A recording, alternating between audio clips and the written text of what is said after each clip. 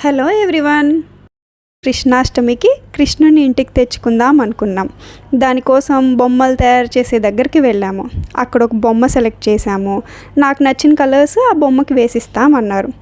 So నేను బాడీకి pink colour select చేసుకున్నాను. జనరల్గా బాడీకి బ్లూ కానీ వాళ్ళు వేసిన సిల్వర్ పెయింటింగ్ కానీ ఉంటుంది. నాకు ఎందుకో పింక్ నచ్చింది, పింక్ వేయమని చెప్పాను.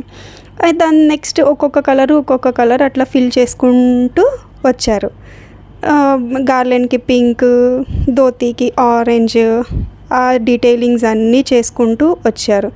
ఈ ప్రాసెస్ అంతట్లో నేను టెన్షన్ పడింది ఇక్కడేనమాట.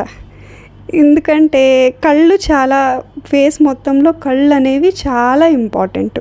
ఆ కళ్ళు సరిగ్గా రాకపోతే ఫేస్ అందం పోతుంది, కళ్ళు ఉండదు. సో కొంచెం టెన్షన్ అనిపించింది, ఎలా వేస్తారా అని. బట్ వాళ్ళు చేత్తోటి చాలా నీట్గా, చాలా అందంగా వేశారు.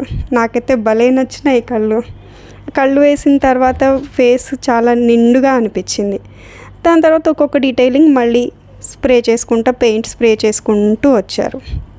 ఇదంతా మనం జనరల్గా మీకు టైం ఉండి, ఇంట్రెస్ట్ ఉండి, ఓపిక ఉంటే మనం ఇంట్లో కూడా మన కృష్ణయ్యని మనమే రెడీ చేసుకోవచ్చు, చాలా ఈజీగా చేసుకోవచ్చు.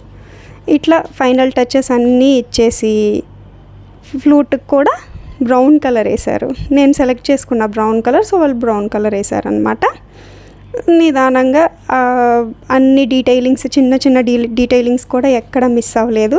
గోళ్ళకి రెడ్ కలర్ పెయింట్ కానీ అన్నీ చాలా నీట్గా చక్కగా వేసిచ్చారు. పెదాలు కానీ చాలా అందంగా వేశారు. దాని తర్వాత గోల్డ్ తోటి ఇయర్ రింగ్స్ అవన్నీ పెట్టడం కానీ, బొట్టు పెట్టడం కానీ చాలా బాగుంది. ఫైనల్గా గోల్డ్ కలర్ తోటి ఆయన ఆర్నమెంట్స్ అన్నిటినీ పెయింట్ చేసేసారనమాట. చాలా నీట్గా అనిపించాడు. అంటే ఇదంతా ఒక కొత్త ఎక్స్పీరియన్స్ అనమాట. ఫైనల్ లుక్ అయితే ఇట్లా ఉంది. Please like, share and subscribe to our channel. Thank you.